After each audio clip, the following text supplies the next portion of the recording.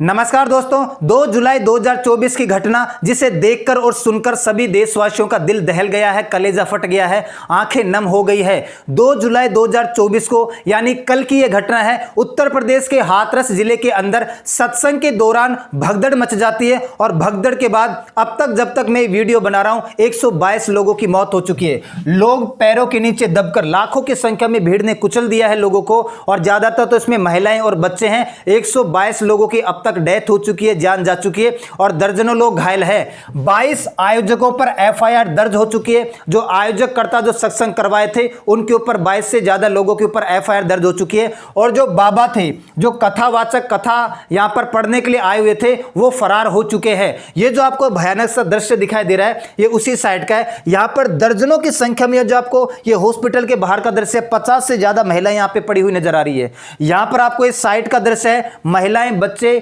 पैरों के नीचे दब गए हैं, कुचल गए हैं, चित गए हैं, है ना। ये जो कीचड़िया गाड़ था वहां पर अंदर धंस गए हैं। ये वाला जो आपको दृश्य दिखाई दे रहा है, पिकअप के अंदर 5-6 लाशों को ले जाकर हॉस्पिटल में ले जाया जा रहा है। यहां पर आप ध्यान से देखो, बिल्कुल ऐसे पीछे से जब इतना प्रेशर पड़ा है, आगे बैरिकेड्स थे, पीछे से इतना बड़ा प्रेशर पड़ा तो यहां पर लोग पिचक गए हैं, पैरों के नीचे कुचले जा चुके हैं। लाखों की संख्या में इस सत्संग में भीड़ आई हुई थी और उसके बाद यह दृश्य देखने को हमें मिला है।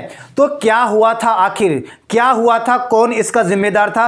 और ये जो बाबा है, जो कथावाचक थे, इनकी भी एक पेचीदा कहानी है। इसको थोड़ा हम डिटेल में समझते हैं। सबसे पहले आप ये समझो कि ये है कहां की घटना। उत्तर प्रदेश का एक जिला है हाथरस जिला। देखो ये वाला जो मैप है, ये उत्तर प्रदेश का मैप है। उत्तर प्रदेश को अगर मैं जूम करता हूं तो ये वाला मैप निकल के आता है। यहां पर तो उत्तर प्रदेश का आगरा जिला है और ये वाला जिला अलीगढ़ है। ये वाला आगरा जिला है, ये वाला अलीगढ़ जिला है। अलीगढ़ और आगरा जिले के बीच में उत्तर प्रदेश का एक जिला पड़ता है जिसका नाम है हाथरस। हाथरस में एक बार गैंग रेप भी हुआ था, आपको पता है, तो 2-3 साल पहले। वही वाला ये हाथरस है, ठीक है। और हाथरस ये तो है हाथरस। हाथरस से 47 किलोमीटर दूर एक हाथरस जिले के अंदर तहसील पड़ती है जिसका नाम है सिकंदराव। और सिकंदराव तहसील के अंदर एक गांव है जिसका नाम है फुलरई गांव। इस फुलरई गांव के अंदर की ये सत्संग हो रहा था, यहां की ये घटना है। अब हम समझ लेते हैं कि हुआ क्या था।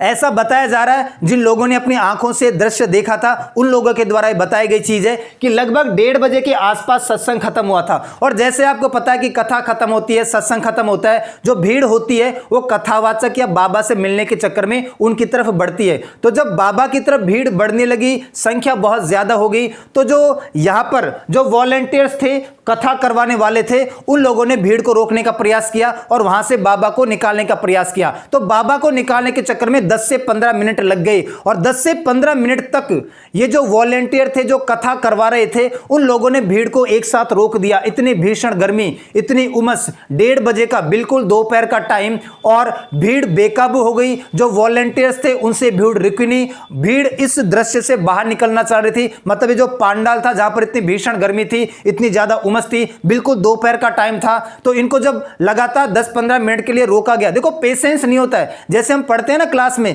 क्लास जैसे ही ऑफ होती है सबसे पहले हम बाहर निकलने की कोशिश करते हैं। तो जैसे कथा समाप्त हुई, लोग या तो बाबा से मिलने के लिए आगे बढ़े या तुरंत पांडाल छोड़कर एक साथ बाहर निकलने की कोशिश करने लगे। और यहां पर दिक्कत क्या हो गई, जो कथावाचक थे, कथावाचक के साथ में जो लोग आए हुए थे, उन्होंने भीड़ को 10-15 मिनट के लिए रोक दिया और बाबा को 10-15 मिनट निकालने में लग गई भीड़ के बीच में से। और उसी दौरान की घटना है। जो वॉलंटियर थे, जो कथा करवाने वाले थे, उनसे भीड़ रुकी नहीं, भीड़ बेकाबू हो गई। और फिर आपको पता है कि एक बार भीड़ भगदड़ मच जाती है तो उसके बाद में फिर होता क्या है, और बड़े पैमाने पर भगदड़ मच गई। और भगदड़ के अंदर का ये जो दृश्य अभी आपने देखा है, ये वहीं का है, ठीक है। तो यहां पर क्या हुआ है और ये किसने बताया? हाथरस के जो सांसद है अनूप प्रधान, हाथरस जिले के जो सांसद हैं अनूप प्रधान ने भी यही बताया है। और वहां पर जो भीड़ थी, जिन लोगों ने आंखों से दृश्य देखा है, उन लोगों ने भी ऐसा ही बताया है।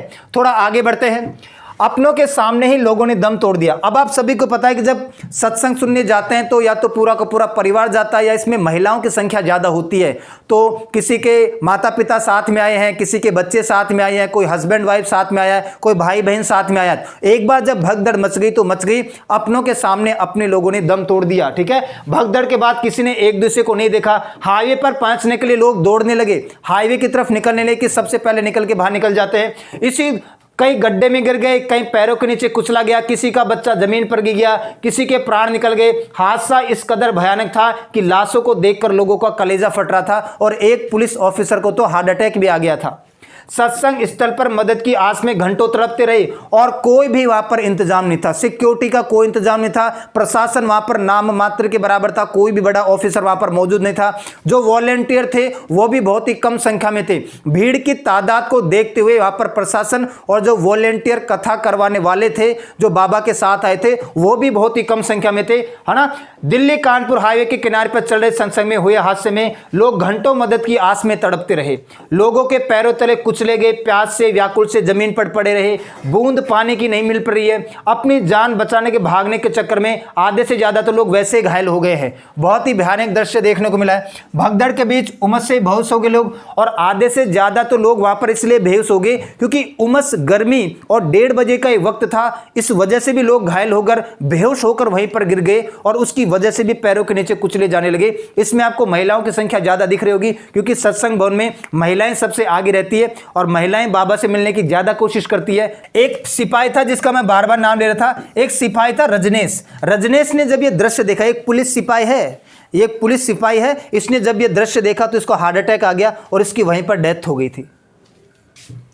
लाश उठाने तक के लिए लोग नहीं थे। अभी मैं आपको बता रहा था कि पुलिस ऑफिसर या पुलिस प्रशासन नाम मात्र के बराबर था। लाखों की संख्या में जब भीड़ आई है तो पुलिस प्रशासन वहां पर अच्छा खासा क्यों नहीं था। हादसे में हाथरस प्रशासन की भयंकर चूक सामने आई है।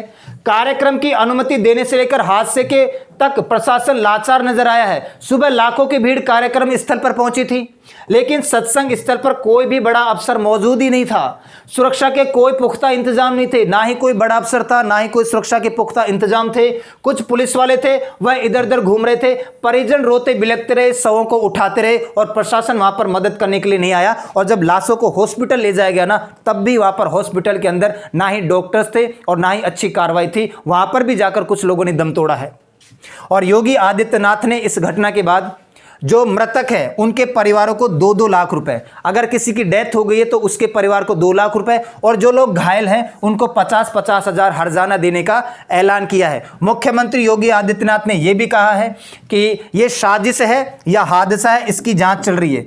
हो सकता है कि यह साजिश हो सकता है कि किसी ने जानबूझ के भगदड़ मचवाई हो, या हो सकता है यह हादसा है। ज्यादातर तो इसमें यही है, साजिश तो कोई भी नहीं है। लाखों की संख्या में भीड़ है तो एक हादसा ही है, बहुत बड़ी जनहानि है, बहुत बड़े पैमाने पर लोग यहां पर मारे जा चुके हैं। अब मैं आपको यह बताता हूं कि बाबा की कहानी थोड़ी पेचीदा क्यों है।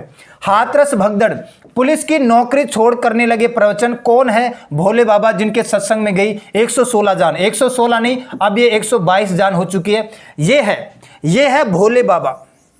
इनका एक्चुअल नाम भोले बाबा नहीं है और इनका एक अलग ही तरीका है। ना ही ये भगवा वस्त्र पहनते हैं, ना ही ये धोती कुर्ता वगैरह इस टाइप के बात पहनते हैं। ये अपनी पत्नी के साथ दोनों के लिए सिंहासन लगाया जाता है और सिंहासन लगाने के बाद ये प्रवचन करते हैं और जनता को सही बातें बताने की कोशिश करते हैं। अब थोड़ा इनकी डिटेल जान लो। ये जो भोले बाबा के नाम से प्रसिद्ध है, इनका वास्तविक नाम है सूरजपाल। इनका वास्तविक नाम क्या है? सूरजपाल। ये एक पुलिस के सिपाही हुआ करते थे और 18 साल पहले इन्होंने नौकरी छोड़ दी थी। पहले यूपी पुलिस में एक सिपाही थे, 18 साल पहले इन्होंने नौकरी छोड़ दी थी और ये घर घर जाकर थोड़ा भक्ति का प्रचार प्रसार किया करते थे। और जब ये भक्ति का प्रचार प्रसार करते थे तो लोगों को इनकी बातें अच्छी नहीं लगली। धीरे धीरे चंदा इकट्ठा होने लगा, धीरे धीरे छोटे मोटे सत्संग होने लगे और धीरे धीरे इन्होंने इतना बड़ा अपना कारोबार बना लिया। तो ये कभी यूपी पुलिस के सिपाही हुआ करते थे, इनके सत्संग में रुचि थी, घर घर जाकर ये प्रचार प्रसार करते थे भक्ति का। धीरे धीरे लोगों को इंटरेस्ट जागने लगा। पहले तो छोटे मोटे सत्संग होने लगे और बाद में इसने एक बड़ा रूप धारण कर लिया, एक बड़े बाबा के रूप में उभर के आगे।